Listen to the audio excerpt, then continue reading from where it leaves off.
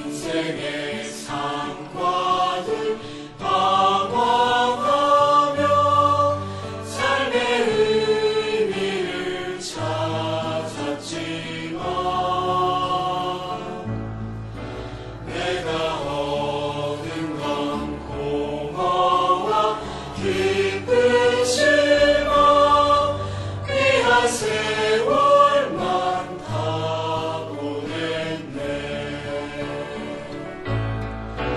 어느 날 주님이 나를 부르시어 그의 품 안에 안으실 때 나는 당신께 매혹돼 이끌리며 인생의 참뜻 알게 됐네.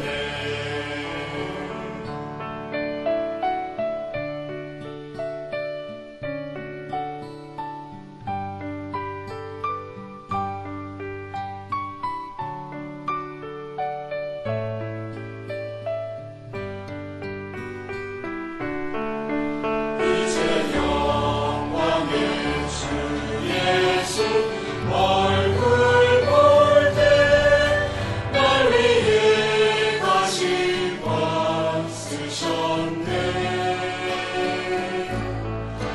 못 박힌 두 손 상처도 생생하여 나는 사랑의 손 잡았네.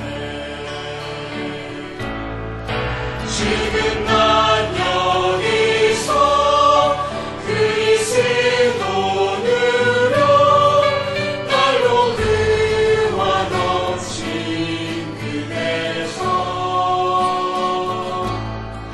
시냇물을 흘러 바다에 돌아가네. 나는 주 안에 잠겨지네.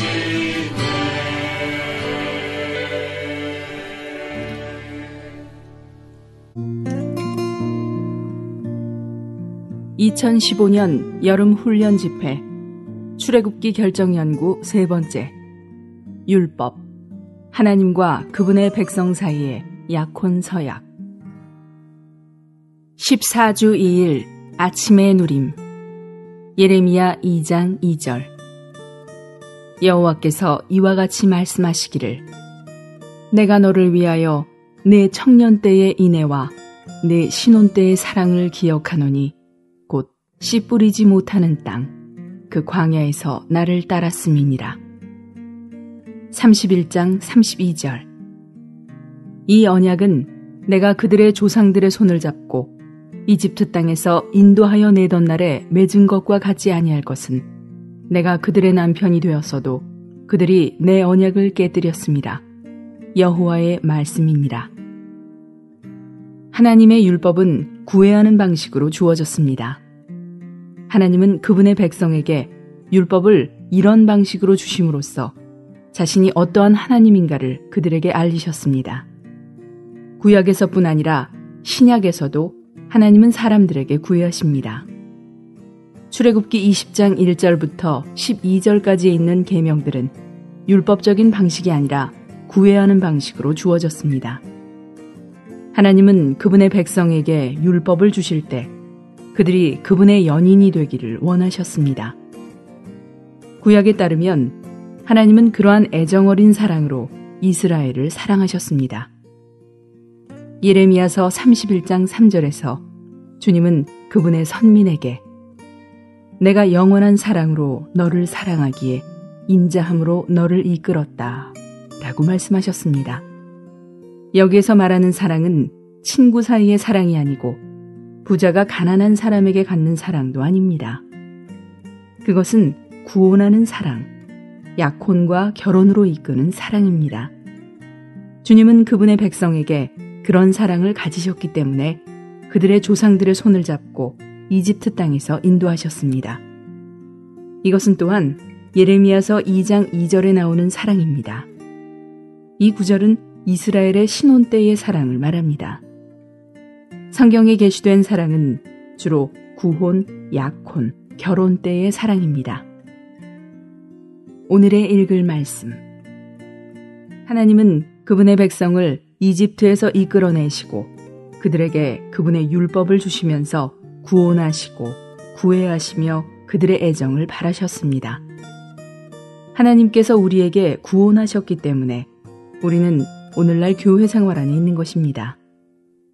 우리의 하나님은 과정을 거치신 하나님, 즉 육체되심과 인간 생활과 십자가에 못 박히심과 부활과 승천을 거치신 삼일 하나님이십니다. 하나님께서 이러한 과정을 거치신 것은 모든 것을 포함한 생명 주시는 영으로서 우리 안에 들어오시기 위해서입니다. 우리의 하나님은 또한 구원하시는 하나님, 즉 우리에게 오셔서 구애하시며 우리의 애정을 얻기를 바라시는 하나님이십니다. 출애굽기 20장에서 하나님께서 그분의 백성에게 오셔서 그분의 율법을 주셨을 때 바로 이러한 종류의 사랑이 드러났습니다. 구약에서 하나님은 남자가 젊은 여인에게 구혼하는 방식으로 그분의 백성에게 오셨습니다. 출애굽기 20장에서 주어진 율법은 약혼 증서, 약혼 서약으로서 작용한다는 것입니다. 성경 전체는 약혼의 책입니다. 성경에서 우리는 하나님께서 어떻게 그분의 선민에게 구원하시고 결국 그들과 결혼하시는지에 대한 기록을 봅니다. 영원토록 삼일 하나님은 남편으로서 그분의 아내, 즉 그분께서 선택하시고 구속하신 백성과 함께 달콤한 결혼 생활을 누리실 것입니다. 새 예루살렘은 어린 양의 아내라고 불릴 것입니다. 옛 언약은 하나님께서 그분의 백성을 그분 자신께 결혼하게 하신 언약입니다. 에스겔서 16장 8절과 예레미야서 31장 32절은 모두 이것을 언급합니다. 에스겔서 16장 8절에서 하나님은 그분의 백성에게 내가 네 곁으로 지나며 보니 네 때가 사랑을 할 만한 때라. 내 옷으로 너를 덮어 벌거벗은 것을 가리고 네게 맹세하고 언약하여 너를 내게 속하게 하였느니라. 나 주 여호와의 말이니라. 라고 말씀하십니다. 여기서의 언약은 하나님의 율법에 기초한 옛 언약입니다. 에스겔서 16장 8절은 하나님께서 그분의 백성과 이 언약을 맺으신 때가 사랑을 할 만한 때라는 것을 말해줍니다. 이것은 하나님께서 그분의 백성과 맺으신 언약이 약혼 서약이라는 것을 의미합니다. 하나님은 그분의 백성과 그러한 언약을 맺으심으로써 그들을 그분 자신께 약혼하게 하셨고 그분 자신을 그들에게 약혼하게 하셨습니다. 예레미야서 31장 32절은 이것을 확증합니다. 이 언약은 내가 그들의 조상들의 손을 잡고 이집트 땅에서 인도하여 내던 날에 맺은 것과 같지 아니할 것은 내가 그들의 남편이 되었어도 그들이 내 언약을 깨뜨렸습니다. 여호와의 말씀이니라. 여기서 언약과 남편이라는 두 단어가 모두 사용된 것에 주의하십시오. 다시 한번 우리는 하나님께서 이스라엘 자손과 옛 언약을 맺으신 것이 그분 자신을 그분의 백성에게 약혼하게 하시고 그들의 남편이 되신 것임을 봅니다. 이것은 옛 언약이 약혼 증서, 곧 약혼 서약이라는 것을 증명합니다.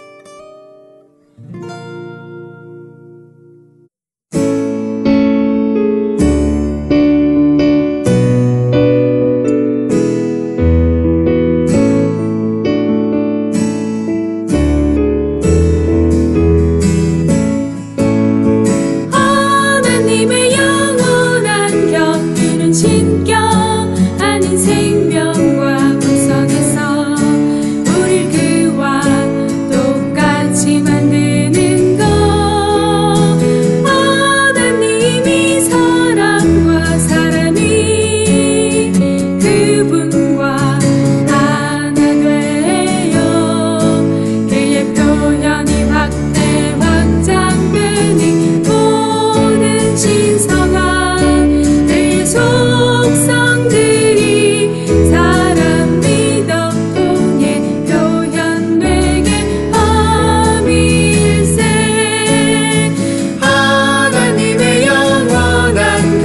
이루는 신격 아닌 생명과 본성에서 우리 그와 똑같이 만드는 것 하나님이 사랑과 사람이 그분과 하나 되어 그의 표현이 확대 확장되니 모든 신성한 그의 속성들이 사랑 믿음 통해 표현되게 함일세.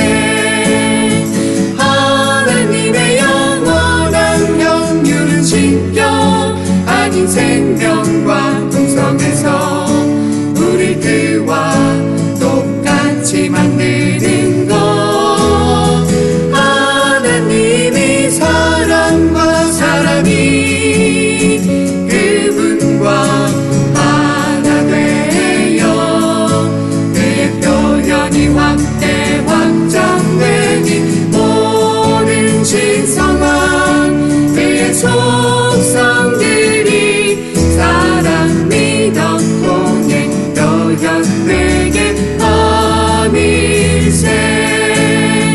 하나님의 영원한 경륜은 신격 아닌 생명과 본성에서 우리 그와 똑같이 만드는 것 하나님이 사랑과 사람이 그분과 하나 되어 그의 표현이 확대 확장되니 모든 신성한 그의 속성들이 사랑 믿음 통해 표현되게 함일세.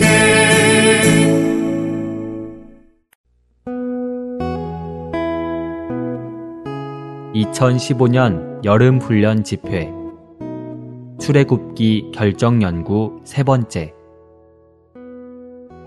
하나님의 말씀은 하나님을 사랑하여 추구하는 이들의 체험에서 빛의 영역임. 15주 2일 아침의 누림. 이사야서 50장 10절. 너희 중에 여호와를 경외하며 그의 종의 목소리를 청종하는 자가 누구냐? 흑암 중에 행하여 빛이 없는 자라도 여호와의 이름을 의뢰하며 자기 하나님께 의지할지어다. 시편 36편 9절. 진실로 생명의 원천이 주께 있사오니 주의 빛 안에서 우리가 빛을 보리이다. 하나님의 자녀들은 망상에 사로잡혀서는 안 됩니다. 망상에 사로잡힌 사람들은 상황의 참된 본성을 보지 못합니다. 이제 우리는 어떻게 상황의 참된 본성을 볼 수 있으며 어떻게 망상에서 벗어날 수 있는지를 살펴볼 것입니다. 이사야서 50장 10절 말씀은 이해하기가 쉽지 않습니다. 이 구절은 너희 중에 여호와를 경외하며 그의 종의 목소리를 청종하는 자가 누구냐라고 말합니다. 누군가가 여호와의 종의 목소리를 청종하기를 원하나 어둠 가운데 행하고 빛 가운데 있지 않다면 그는 어떻게 해야 합니까? 여호와의 이름을 의뢰하며 자기 하나님께 의지할지어다. 영적인 어둠을 사람의 불로 제거할 수는 없습니다. 빛은 하나님 한 분에게서 오는 것이지 사람에게서 오는 것이 아닙니다. 사람의 불은 영원히 사람에게 영적인 참된 모습을 보여줄 수 없습니다. 오늘의 읽을 말씀. 우리 자신의 불은 결코 영적인 빛의 근원이 될 수 없습니다. 어떤 그리스도인은 내게 무슨 잘못이 있는가? 나는 조금도 잘못이 없다고 생각하며 조금도 내게 잘못이 있다고 느끼지 않는다 라고 말합니다. 여러분은 자신에게 잘못이 없다고 생각하며 또 그렇게 느끼고 믿는데 여러분은 참으로 믿을만 합니까? 어떤 그리스도인은 어떤 일을 내가 많이 생각해 본 끝에 감히 단언하는데 이 일은 반드시 이렇게 해야 한다 라고 말합니다. 여러분이 그 일을 많이 생각했다고 해서 그렇게 단언할 수 있습니까? 하나님의 말씀에 따라 본다면 이것은 그리스도인의 상황을 아는 방식이 아닙니다. 여러분이 힘을 다해 생각할 수 있으나 여러분이 생각해낸 것은 여전히 사람의 불에 불과합니다. 그리스도인은 자기의 불을 가지고 영적인 길을 갈 수 없습니다.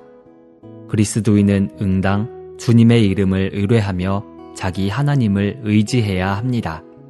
이럴 때에만 비로소 볼 수 있으며 영적인 길을 갈 수 있습니다.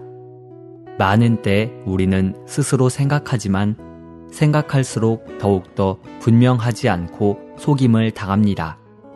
우리는 반드시 영적인 빛이 우리의 느낌이나 생각에서부터 오는 것이 아님을 알아야 합니다. 사람이 자기 속에서 빛을 찾으려고 하면 할수록 더욱더 빛을 발견하지 못할 것입니다. 왜냐하면 빛은 거기에 있지 않기 때문입니다. 내가 달콤하다고 생각하는 것이 반드시 달콤한 것은 아니며 내가 쓰다고 생각하는 것이 반드시 쓴 것은 아닙니다. 내가 밝다고 생각하는 것이 반드시 밝은 것이 아니며 내가 어둡다고 생각하는 것이 반드시 어두운 것은 아닙니다. 우리는 우리 자신의 빛으로 하나님의 빛을 대치하지 말아야 합니다. 우리는 하나님에게서 빛을 얻어야 합니다. 시편 36편 9절을 읽어봅시다. 진실로 생명의 원천이 주께 있사오니 주의 빛 안에서 우리가 빛을 보리이다. 이것은 하나님의 빛을 통해 우리가 빛을 보고 상황들의 참된 상태를 볼 수 있다는 것을 말해줍니다. 빛 안에서 빛을 본다고 하는 말에서 첫 번째 빛은 비추는 빛을 가리키며 두 번째 빛은 상황들의 참된 본성을 가리킵니다. 이것은 우리가 하나님의 빛 안에 있을 때에만 어떤 상황의 참된 본성을 볼 수 있다는 것입니다. 우리는 하나님의 빛 안에서 살 때에만 어떤 것의 참된 본성을 볼 수 있습니다. 형제 자매들이여, 우리가 어디에서 사느냐가 큰 차이를 만들어냅니다.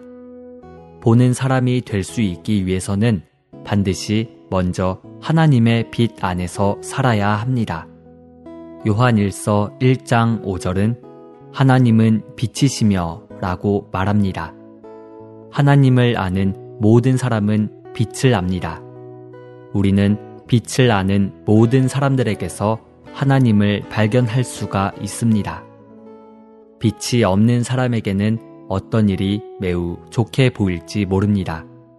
그러나 빛이 있는 사람은 그 일의 참된 본성을 분별할 것입니다. 하나님의 빛 안에 사는 사람만이 빛을 볼 수 있으며 하나님의 빛 안에 사는 사람만이 상황의 참된 본성을 볼 수 있습니다.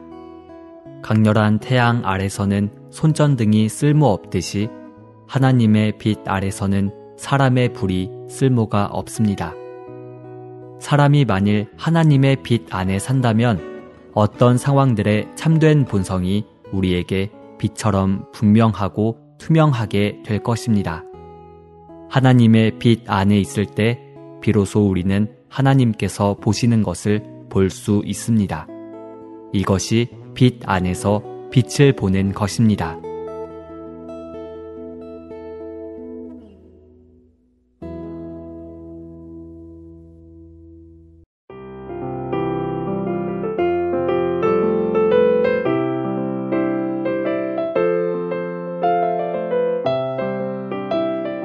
사람이 살면서 겪는 사춘기 아이들의 방황, 가정에서 배우자와의 충돌, 직장 동료와의 갈등, 이 모든 어려움의 해결책은 무엇이라 생각하십니까? 이 모든 문제는 그들이 처한 환경에 있지 않고 그들 자신의 인성과 성격에 있습니다. 30가지 성격의 양성을 통해 아름다운 성격으로 조성되길 바랍니다. 성격 30가지 그 24번째 무게 있음. 무게 있음은 가볍지 않고 장중한 것입니다. 무게 있는 사람이 하는 일은 영향력이 있습니다. 일의 크고 작음을 막론하고 그 일의 분량에 어떠한가, 일의 가볍고 무거움은 전적으로 일이 어떤 사람의 손에 있는가에 달려 있습니다. 작은 일일지라도 장중한 사람의 손에 있을 때 그것은 다른 사람에게 무게 있게 보일 수도 있고, 큰 일일지라도 경솔한 사람의 손에 놓일 때 그것은 가벼운 일로 보일 수 있습니다. 무게 있는 사람이 되기를 배우려면 함부로 의견을 발표하지 않고 함부로 옳고 그름을 말하거나 좋고 나쁨을 평가하지 않으며 천천히 정확하게 말해야 합니다. 이것은 말하지 말라는 것이 아니라 분별 있게 말하라는 것입니다. 무게 있는 사람에게는 죄악의 유혹이 쉽게 오지 않기 때문에 보호를 받을 수 있습니다. 특히 젊은 여자는 무게가 있으면 보호를 받을 수 있습니다. 그러나 경솔하면 반드시 손해를 보게 됩니다. 다정함과 열렬함과 가까이 함으로 사람을 대해야 하지만 장중하게 처신해야 합니다. 장중하다는 것은 문제를 이해하는 데 있어 예리하고 분별이 있는 것입니다. 사리분간이 어둡고 대충하며 분별할 줄 모르고 큰 흐름을 이해하지 못하는 사람은 장중하지 못한 사람입니다. 장중한 사람은 머리가 맑고 안목이 분명하며 분별이 있고 느슨하지 않으며 행동에 절도가 있고 언행이 장중하고 합당합니다. 그리스도인의 무게는 주님께 달려 있습니다. 우리 안에 주님께서 계시면 우리의 분량은 무거워집니다. 안에 주님께서 계시지 않으면 분량이 가벼워집니다. 그리스도인 안에 계신 주님이 바로 그들의 무게이십니다. 따라서 그리스도인에게 생명에 대한 인식과 체험이 있는 만큼 무게도 있게 됩니다. 바꾸어 말하면 하나님께서 증가하시면 나는 감소하고 주님께서 확대되시면 나는 축소됩니다. 생명의 분량에 무게가 있고 성격이 장중한 것은 영안에 살면서 신진대사적인 변화를 체험함으로 타고난 육체의 생명의 본성이 감소하고 신성한 성분이 증가됨에서 비롯됩니다. 그러므로 무게 있음은 경직되어 죽어 있거나 굼뜨거나 거드름 피우는 것이 아니라 영이 살아있고 신선하며 생명의 분량에 무게가 있고 장중한 성격을 가진 것입니다. 무게 있음은 생명의 노련함과 성숙함의 표현입니다. 가벼운 사람은 제멋대로이고 빈둥거리며 쉽게 요동하고 장중하지 않으므로 하나님을 섬길 수도 교회를 다스릴 수도 없습니다. 그러므로 바울은 교회 안의 각 연령층에 있는 사람들에게 정중해야 한다고 분부했습니다. 왜냐하면 정중함은 사람들의 존경을 받기에 합당한 사람의 품격이고 장중함을 암시하며 다른 사람의 존경심을 불러일으켜 그들의 존중을 받게 하기 때문입니다. 바울은 디모데에게 아무도 그대가 젊다고 해서 그대를 얕보지 못하게 하십시오 라고 말합니다. 이것은 사람들이 존중하게 해야 한다는 것을 의미합니다. 그리스도인은 반드시 사람들이 감히 얕보지 못하는 장중한 사람이어야 합니다. 그리스도인의 생활은 사람들의 존경을 받는 고귀한 특성을 가지고 사람들을 향하여 하나님을 표현해야 합니다. 붓으로 쓰지 않은 추천서. 어느 상점 주인이 신문에 점원을 구하는 광고를 냈습니다. 그러자 50여 명이 지원을 했고 그들은 추천서를 가지고 왔습니다. 그러나 주인은 추천서를 내지 않은 사람을 뽑았습니다. 그의 친구가 그 선택에 놀라서 물었습니다. 추천서가 있는 사람을 고용하지 않고 추천서가 없는 사람을 고용한 것은 대체 무슨 까닭인가? 주인은 이렇게 대답했습니다. 자네는 그에게 추천서가 없다고 생각하나? 그에게 추천서가 얼마나 많았는데. 그가 들어오기 전에 먼저 문 밖에서 신발을 깨끗이 닦은 것은 그가 청결하고 질서를 잘 지키는 사람인 것을 증명하지. 이것이 첫 번째 추천서이네. 또 나는 일부러 책 한 권을 바닥에 떨어뜨려 그들이 어떻게 처리하는지를 관찰했다네. 그것을 본 다른 이들은 발로 차고 가버렸지만 그는 그것을 주워 탁자 위에 올려두었지. 이것은 그가 세심하게 일하는 사람이라는 것을 증명하는 두 번째 추천서라네. 그는 문을 열고 들어서자마자 모자를 벗었는데 이것은 그가 예의가 바르다는 것을 증명하는 세 번째 추천서이네. 그가 방 안에서 노인이 들어오는 것을 보고 즉시 일어나 양보한 것은 그가 다른 사람을 공경하고 돌보는 사람이라는 것을 증명하는 네 번째 추천서야. 내가 순서대로 질문할 때 그는 조용히 기다리며 먼저 대답하려고 하지 않았는데 이것은 그가 겸손하다는 것을 증명하는 다섯 번째 추천서이네.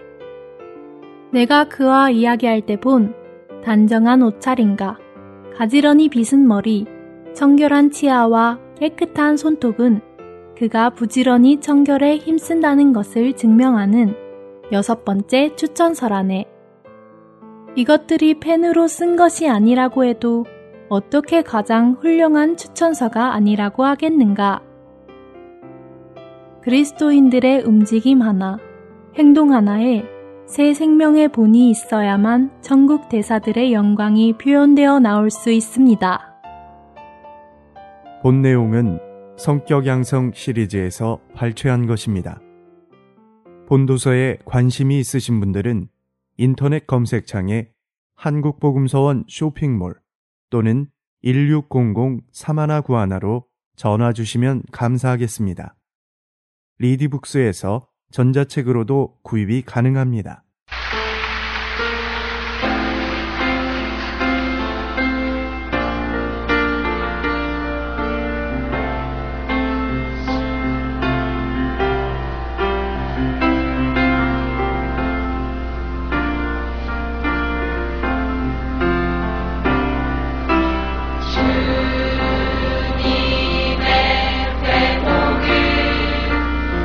내가 지키기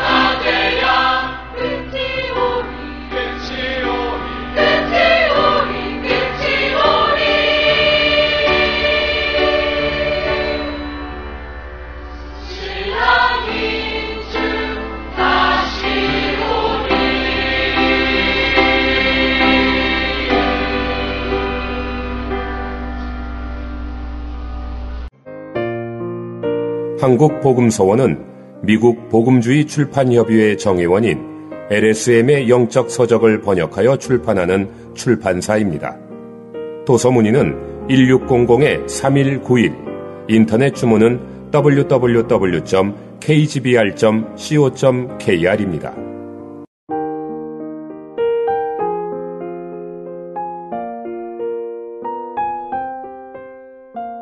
그리스도께서 하나님의 모든 것이시다. 그리스도는 하나님의 목적인 동시에 하나님의 수단이심. 하나님의 목적이 그리스도이심으로 하나님의 수단도 그리스도이십니다. 하나님은 그리스도를 통하여 그리스도에 이르십니다. 우리가 그분의 목적에 관해 하나님 앞에서 배울 수 있는 곳은 특별히 에베소서와 골로새서입니다. 이제 이 두 책을 주의 깊게 살펴봄으로써 하나님의 목적을 살펴보도록 합시다. 그러나 그들 사이에 구별되는 하나의 특징이 있음을 주목하십시오. 에베소서에서는 하나님께서 그분이 예정하신 목적에 따라 때가 찰 때 하늘에 있는 것들이나 땅에 있는 것들이 다 그리스도의 머리 되심 아래 있도록 어떻게 안배하셨는지를 봅니다. 다른 한편으로 골로새서에서는 하나님께서 그리스도가 모든 것 위에 으뜸되게 하셨을 뿐 아니라 더 나아가 그리스도께서 모든 것이 되시고 모든 것 가운데 계심을 계시합니다. 따라서 골로새서는 우리에게 하나님의 목적이신 그리스도는 물론 하나님의 수단이신 그리스도를 계시합니다. 하나님의 목적은 그리스도께서 모든 것 가운데서 으뜸되게 하시는 것입니다. 그 목적을 실현하기 위해서 하나님은 모든 것이 되시는 그리스도를 가지셔야 했습니다. 그리스도께서 모든 것이 되시고 모든 것 가운데 거하심으로써만이 그분은 하늘에 있는 것이나 땅에 있는 것을 다 그리스도의 머리 되심 아래 두실 수 있습니다. 만일 그리스도께서 모든 것이시라면 자동적으로 모든 것은 그분의 머리 되심 아래 있게 됩니다. 그분이 모든 것 가운데 거하신다면 모든 것이 그분 외에 다른 어떤 것일 수 있겠습니까?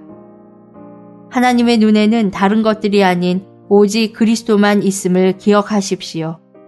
그분은 일들이나 사물들을 보지 않으시고 오직 그리스도만을 보십니다. 우리가 보통 생각하는 일들과 사물들은 하나님의 시야에는 존재하지 않는 것입니다. 오늘날 우리는 세상에 많은 사물들과 일들이 있다고 생각할 것입니다. 우리의 세상적인 관심에 따른다면 여기에 일들이 있고 저기에 다른 문제들이 있습니다. 그러나 하나님의 평강에 따른다면 그리스도께서 모든 것이십니다. 결과적으로 일도 사물도 없습니다.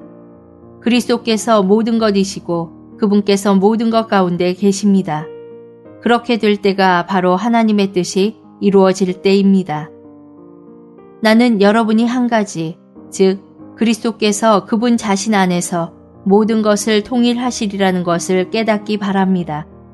이 사실은 이미 오늘날 교회 안에서 발생하기 시작했으며 그것은 단지 장래에 시작되는 것이나 또한 하나님의 영원한 목적이 최종적으로 달성될 때에 실현되는 것이 아닙니다.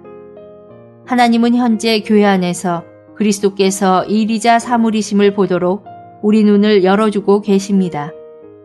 교회가 이 사실을 이해하기 시작할 때 영적인 세계 안에서 살기 시작합니다. 교회가 여전히 어떤 사물들과 일들을 본다면 그것은 단지 교회가 아직도 그리스도를 보아야만 한다는 것을 입증할 뿐입니다. 물론 우리가 여기서 언급하는 사물들과 일들이 단순히 이 세상의 문제들과 일들만을 말하는 것은 아닙니다. 그것은 특별히 영적인 문제들과 영적인 일들을 가리킵니다.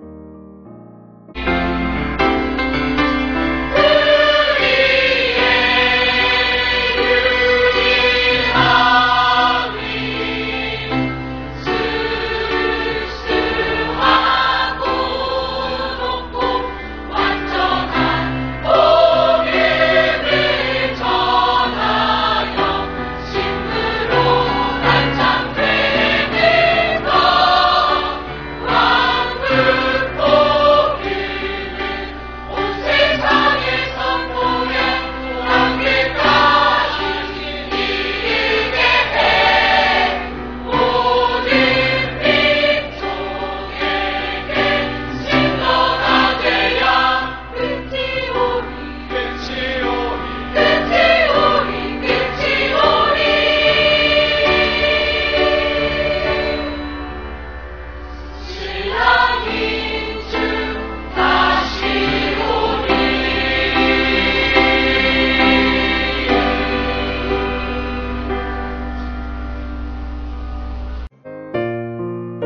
한국복음서원은 미국 복음주의 출판협의회 정회원인 LSM의 영적 서적을 번역하여 출판하는 출판사입니다.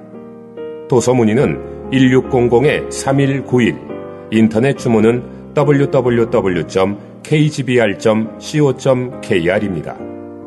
요한복음은 그리스도를 하나님의 모든 것으로 계시함. 우리는 놀랍게도 요한의 기록에서 다른 복음서들에서는 발견되지 않는 많은 용어들을 발견하게 됩니다. 요한복음은 최후로 기록된 것일 뿐 아니라 모든 복음서들 중에서 가장 심오합니다. 그것은 신약의 다른 모든 책이 완성된 이후에 기록되었습니다. 다른 복음서들과 많은 서신들이 이미 나왔지만 최후로 요한이 나타나서 그의 복음서를 제시했습니다. 그의 복음서에는 그리스도에 대한 하나님의 평가가 최종적으로 제시되어 있으며 또한 하나님께서 그분을 아시는 것처럼 우리도 그와 같이 그리스도를 알아야 함을 봅니다. 여기서 우리는 하나님께서 요구하시는 것이 어린 양이 아니고 그분께서 주시는 것이 생명의 떡도 아님을 깨닫습니다. 우리는 또한 하나님께서 길과 진리와 생명을 공급하시거나 그리스도께서 다만 그분의 능력을 사용해서 사람의 생명이나 사람의 시야를 회복하시는 것도 아님을 깨닫는 데 이릅니다. 단지 우리는 요한복음 전체에서 그리스도께서 이 모든 것이시라는 단 하나의 기억될 만한 사실을 봅니다. 그분은 그분께서 세상의 빛이시라고 말씀하시지 사람들에게 빛을 줄 수 있다고 말씀하시지 않습니다. 그분은 그분께서 생명의 떡이라고 말씀하시지 우리에게 생명의 떡을 주시겠다고 말씀하시지 않습니다. 그분은 그분께서 길이라고 말씀하시지 우리를 길을 걷도록 인도하시겠다고 말씀하지 않으십니다. 그분은 그분께서 진리라고 말씀하시지 우리에게 진리를 가르치시겠다고 말씀하시지 않습니다. 그분은 그분께서 참 생명이라고 말씀하시지 우리에게 생명을 주실 수 있다고 말씀하시지 않습니다. 나사로가 죽었을 때 그리스도는 마리아와 마르다에게 그들의 오라비를 소생시키는 능력이 그분께 있다고 말씀하지 않으셨습니다. 그 대신 그분은 그분 자신이 부활이라고 선포하셨습니다. 생명의 떡이 하나의 사물임을 주목하십시오. 빛도 길도 진리도 생명도 부활도 어린 양도 역시 하나의 어떤 것에 불과합니다. 그러나 기독교에는 오직 그리스도뿐입니다. 이것이 문제의 모든 것입니다. 우리가 하나님 앞에서 알아야 할 것은 우리의 체험에 있어서 오직 그리스도 외에는 어떤 사물도 일도 없다는 것입니다. 그분께서 우리에게 빛을 주는 것이 아니라 그분께서 우리의 빛이십니다. 그분께서 길을 인도하시는 것이 아니라 그분께서 바로 길이십니다. 그분께서 우리에게 생명을 주시는 것이 아니라 그분께서 우리의 생명이십니다. 그분께서 진리를 가르치시는 것이 아니라 그분께서 곧 진리이십니다. 형제들이여, 여기서의 차이점을 이해합니까? 그리스도께서 주시는 것은 무엇이든지 바로 그분 자신입니다. 어느 날 나는 이 영적인 사실에 관해 한 무리의 사람들에게 말하고 있었습니다. 내가 말하고 있을 때 많은 눈들이 나를 응시했습니다. 나는 그들에게 가장 중요한 사실, 즉 하나님의 그리스도께서 하나님의 모든 것인데 이는 하나님께서 단지 그리스도만을 소유하고 계시기 때문이라는 사실을 시사한다고 말했습니다. 하나님은 우리에게 빛을 주지 않으셨고 그리스도를 주셨습니다. 하나님은 우리에게 음식을 주지 않으셨고 그리스도를 주십니다. 하나님은 우리에게 길과 진리와 생명을 주지 않으셨고 그 대신 우리에게 그리스도를 주셨습니다. 하나님의 그리스도께서 모든 것이시고 하나님은 그리스도 외에는 아무것도 소유하고 계시지 않습니다.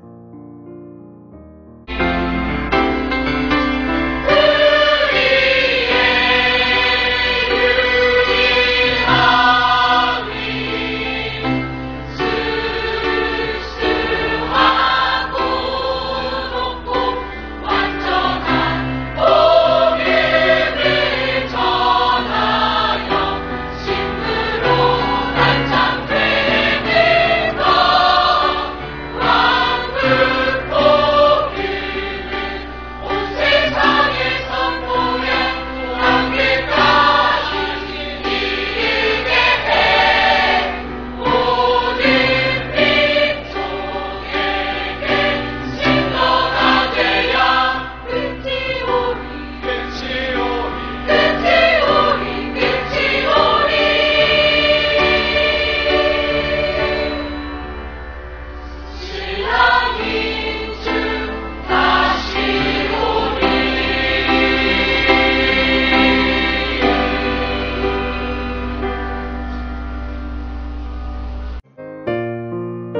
한국복음서원은 미국 복음주의 출판협의회 정회원인 LSM의 영적 서적을 번역하여 출판하는 출판사입니다.